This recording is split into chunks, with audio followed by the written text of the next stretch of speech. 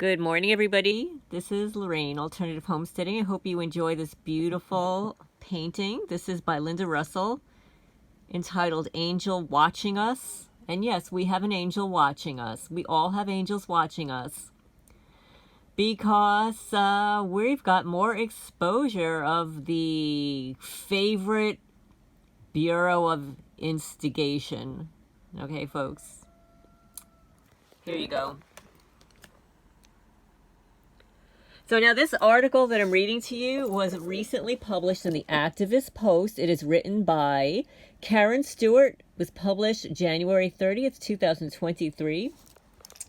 And we're going to get right on to it. And this angel, it's just indicative. Not only is the angel watching over us, right? But it's also a contradiction of these creatures that are supposed to be protecting our rights here. And you can see by the image in this article, right? You know that song? I always feel like somebody's watching me, and I got no privacy. So I won't play the song because then I'll get a copyright strike, so I have to sing it. Okay, so here, this is by Karen Stewart. We'll focus on the angel here. And as of late 2022, multiple FBI whistleblowers have gone to congressional representatives like Jim Jordan and Charles Grassley to report that not only is the FBI purging conservatives and Christians from their ranks, but the FBI field office in D.C. has ordered field offices all over the nation to put real crime on the back burner and get busy fabricating charges against the rank-and-file American conservatives. By calling specific groups terrorist threats or white supremacists, the Biden administration can take more and more draconian measures against people they perceive as impediments to their plans to declare the American people themselves to be the enemies of their totalitarian state and advance a falsified premise upon which to suppress, do away with, and nullify yet more freedoms until we have none. This Frame the Citizenry program is actually the culmination of a very successful scam that the DHS, which is the Department of Homeland Security, through the FBI, my favorite Bureau of Instigation, has been running for more than 20 years, ever since the inception of the FBI fusion centers after 9/11. They were touted as the remedy to the intelligence failures that led to 9/11. Cough, cough.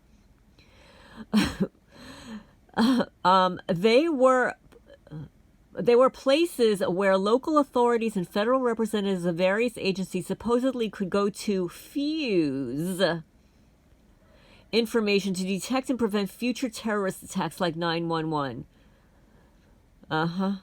Yeah, I've seen all the terrorist attacks that they've been able to prevent. Can you name one, folks? If you can name one, please leave a comment down below. There are now about 80 across the USA. Might we expect one on each street corner eventually? Yet in 20 years, how many terrorists have they identified, much less how many attacks have they thwarted? Dang. Exactly. 0. News articles have called them pools of ineptitude, quote unquote, and remarked on how fusion centers continuously decline Congress's request for accountability for all the billions of dollars spent by them. How are we in a situation where part of the government defies accountability to who oversees their funding? I don't know. That kind of reminds me of a certain lawsuit that's been going on here. I digress. If they have not found or stopped one attack in 20 years, then what are they doing? Well, I can tell you what they're doing, folks. They're watching you and me. They're perverts. But I digress. Are FBI fusion centers the proverbial Trojan horse for takedowns from within? There is a new committee forming in Congress to look into the weaponization of the federal government against the American people. It's nicknamed the Church Committee 2.0, referring to the congressional investigation in the 1970s that was meant to rein in unconstitutional criminal activity by the CIA against innocent Americans. This new committee claims it has been spurred on by recent brazen FBI abuses of power. Yet it is really only the tip of the iceberg and nothing new.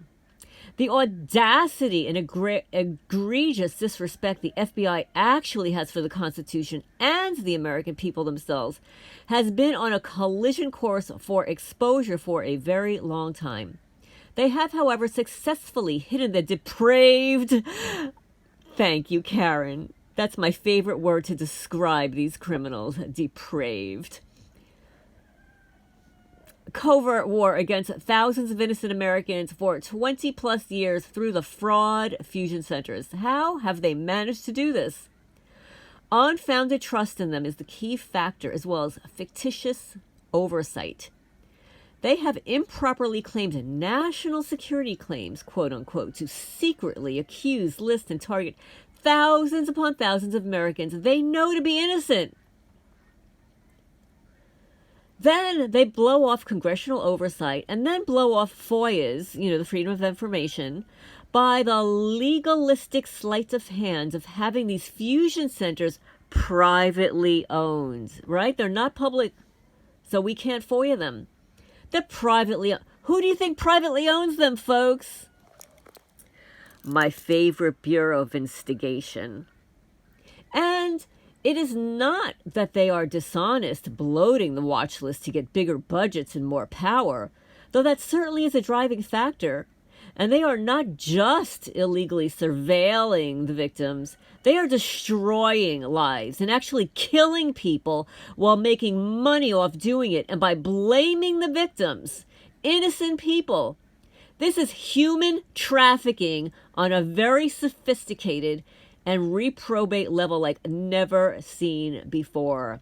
Since the PAA and NDAA trample the Constitution and no one has had the sense to rescind them based on a total lack of terrorist activity in 20 years, meaning that the U.S. is not actually in a state of emergency for that reason anymore, then using these unconstitutional acts criteria, an innocent person can be declared a threat and surveilled for life. The secretly targeted individual's constitutional, civil, and human rights can be nullified by secret, fabricated lies. Legally telling this perverse wing of law enforcement to put up or shut up, has laid out by the Constitution, is not allowed. No challenge is allowed by the victim, who is not even notified or allowed confirmation of being accused of a crime, or even acting suspiciously. No, the person is blindsided and the last to know. Everything is secret. Secret accusations, secret crimes, secret accusers, secret evidence, etc. How about secret societies, folk? I had to add that. The secret societies. I'm sure they're involved. That no one on this list has ever been charged, much less brought to trial. That is because the FBI fusion centers know they are lying and defrauding the government and the taxpayers. They cannot afford to be exposed in a court of law. They make their fortunes by endless surveilling until the victim's death. And then you can argue a fusion center victim's death is never natural causes. Never. But what makes up this surveilling, quote unquote, bugging the individual's home, phone, car, hacking their internet, their computer, intercepting their mail, intercepting their packages, putting secret cameras in the environment facing their home. Yes, but much more. Once a contract is taken out on a target, fusion centers send out operatives to viciously defame the target and enlist neighbors, co-workers, professional contacts, doctors, lawyers, accountants, bankers, bank employees, blue-collar services such as plumbers, electricians, even employees of frequented businesses to not only report on them, but also to actively harass, sabotage, give bad service to, or refuse service, to make the targeted person's life difficult at every level, every day. Restaurants have been known to make food so inedible as to discourage future business from the town pariah, quote unquote, or even poison the target. This blind cooperation is accomplished through the well-oiled, baseless defamation campaign, Gestapo-like intimidation, and bribery by the FBI Fusion Center operatives under the color of law. Yes, your tax dollars are used in this pyramid scheme of abuse. And the amount given to civilian snitches, thugs, vigilantes, miscreants, and even convicted criminals, their secret and thereby unconstitutional standing army is so obscenely high as to make most ignore any twangs of moral reservations they might have in regard to committing crimes at the behest of their quote-unquote government. In addition, the military-industrial complex, MIC, contractors and certain rogue military can access these secretly dehumanized, now expendable, non-people for non-consensual weapons testing for years until their deaths. War-grade gases, poisons, and directed energy weapons, also known as DEW, D-E-W, are often used on them 24/7 by neighborhood operatives, either trained by fusion centers or who host fusion center operatives or MIC contractors. You can imagine that to detect these weapons requires a very expensive, high-tech equipment and highly trained experts, impossible for a target to afford, much less find anyone in this torture matrix to actually help them. And certainly, regular law enforcement is not capable or at all willing. Often, an experienced professional neighborhood lead is moved into the area to coordinate the attacks once in play. Then if the target leaves, or after the target perishes, the coordinator is moved to lead another attack campaign elsewhere.